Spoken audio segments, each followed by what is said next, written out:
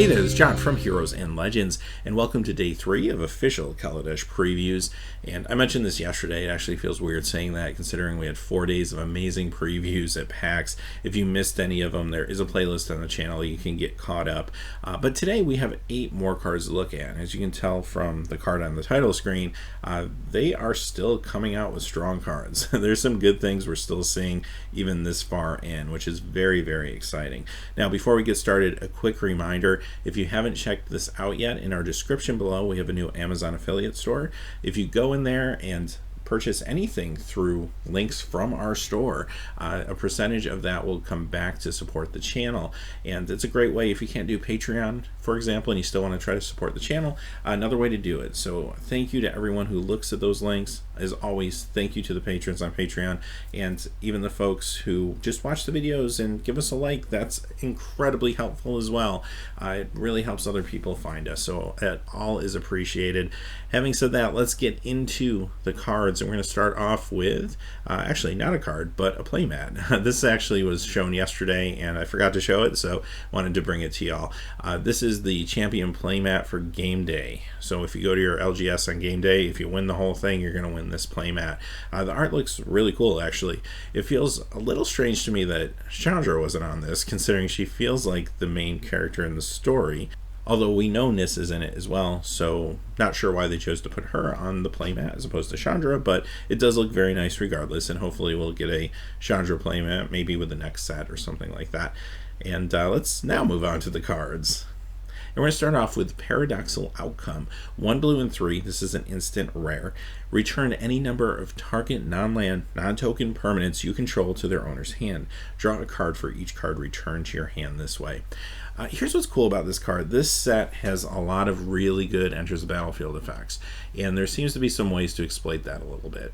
So white, we've already seen at least one card that flickers something. Now, here we are in blue. We've seen Into the Void coming back, which bounces something of yours and something of an opponent's. This card bounces your stuff, but it bounces whatever you want of your stuff, being non-token, non-land, that is. So if I have maybe 1 or 2 Fabricate cards that I would like to replay, or maybe 1 or 2 cards that will give me energy when they enter the battlefield that I would like to replay, I could return those to my hand, draw cards off of it, and replay them and get some more value. What's really nice about this is it's an instant, and it only costs 4. It feels pretty affordable, so I can play this at the end of my opponent's turn, and I don't really feel like I'm losing a lot of pace. I can just, at that point, return what I want to return, draw my extra cards, start my next turn, and if the new cards are great, I play them. If it's just the old cards that I picked up that I want to exploit those under the battlefield effects again, I play those, and I'm in a pretty nice spot. I don't have to return everything I own to my hand. It's not a card that makes you return all non-land, non-token permanents. It lets you choose any number of targets, which is very, very flexible. I really like that a lot. Having said that, could this thing make its way into, say, standard or something like that? Potentially. It just depends on if, first off, Fabricate and or energy decks are strong enough to be in the standard meta. They probably will be in some form. It's just a little too early since we haven't seen a lot of the set yet to make that determination. But if they are, and if they need this, then it could make it there. Now the thing is, they might be efficient without this, and this might just be slowing them down once you play test. And if that's the case, maybe it won't make it, but the potential's there. It's one to keep an eye on. As far as limited goes, I think this is also good in limited to exploit some of those enters the battlefield effects. It's also nice too because it deals with pacifism effects on your creatures, which you see a lot of times in limited formats. Anything like a claustrophobia style card or pacifism style card that's going to keep your creature tied up with an enchantment, this kind of gets around it a little bit, and again, it's a very affordable price. So I like this card. It's got great versatility. Next we have Noxious Gearhulk. Costs 2 black and 4. This is an artifact creature construct, mythic, 5/4 menace. When this enters the battlefield, you may destroy another target creature. If a creature is destroyed this way, you gain life equal to its toughness. Now, this is part of the Gearhulk cycle. These are all mythic, very strong creatures. They feel almost like a nod to the Titan cycle a little bit to me. We haven't seen the red one yet, but now this is, of course, the one that corresponds with black. We saw blue yesterday. I was maybe a little hard on blue just because it didn't feel quite as grand as green and white did. Those looked amazing, but blue was still very good too. This one is also extremely good. I mean, this really messes with the board state. It's a great come from behind card. So you play this, and first off, it's unconditional removal.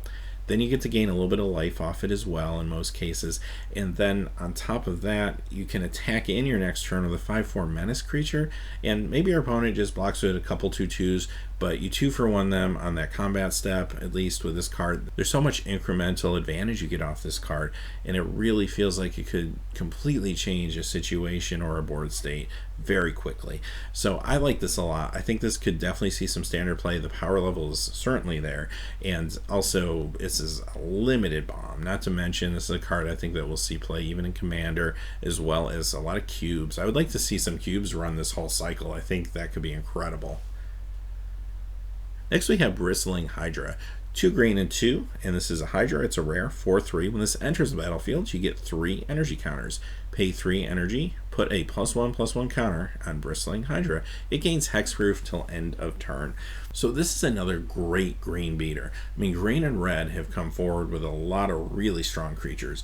This one, no exception. I mean, paying 4 for a 4/3, plus you're getting energy that you can bank, which you can either bank for other degenerate stuff, hopefully, or you can just simply turn that energy into counters for this creature, and you can hold on to add the counters to the appropriate time. So just hold on to them, and if your opponent tries to do something to this creature, you have the ability to make it hexproof. That's actually kind of awesome. So in the attack step, you can attack in, and then when the time's right, you can go ahead and pay the energy, give the thing hexproof and the +1/+1 counter. You could really be attacking in on turn 5 potentially with a 5/4 creature. I mean, it doesn't have evasion, sure, but if you can get this thing out early enough, considering its casting cost is so cheap, you could start doing some heavy damage with this as time goes on, especially if you have more ways to get energy in your deck. This will be a bomb in limited. I really like this card there. This could potentially see some standard play. Again, it's going to depend on the meta, and if Gruul or like a beatdown deck is going to be able to be competitive. I think it very well may. This is another card I'd like to see show up in cubes too. Maybe this is a great way to start introducing energy into your cube, and you take out maybe Pelucanos or something like that, which kind of fits that spot in the mana curve, and start adding creatures like this in. Could make for some interesting play in some cubes as well.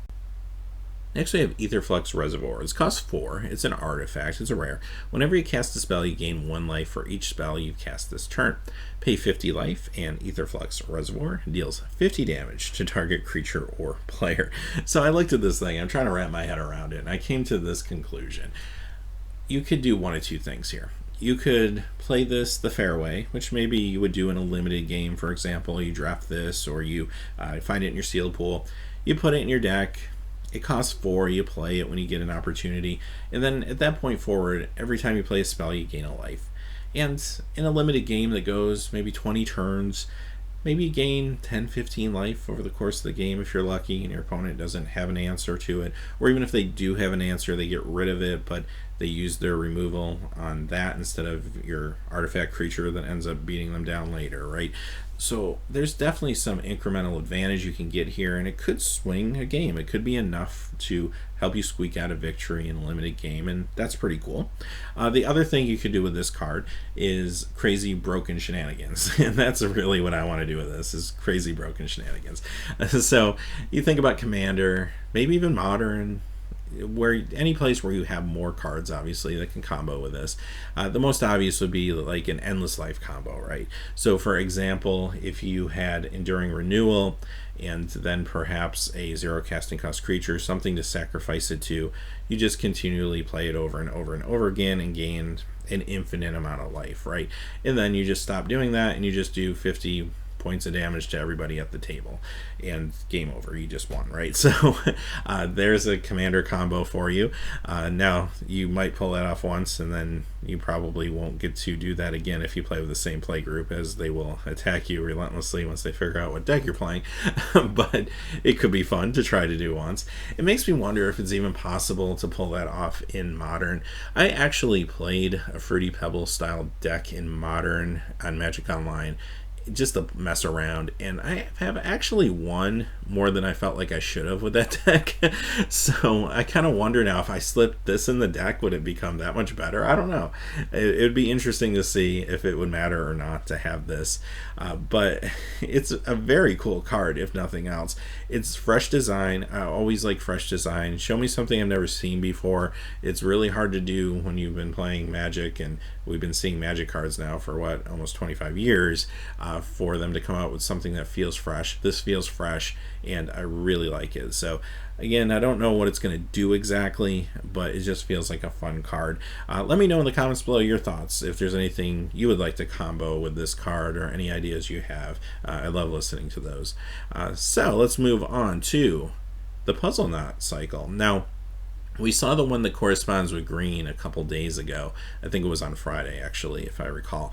Today we get the other 4. Now, a lot of these are probably geared for limited.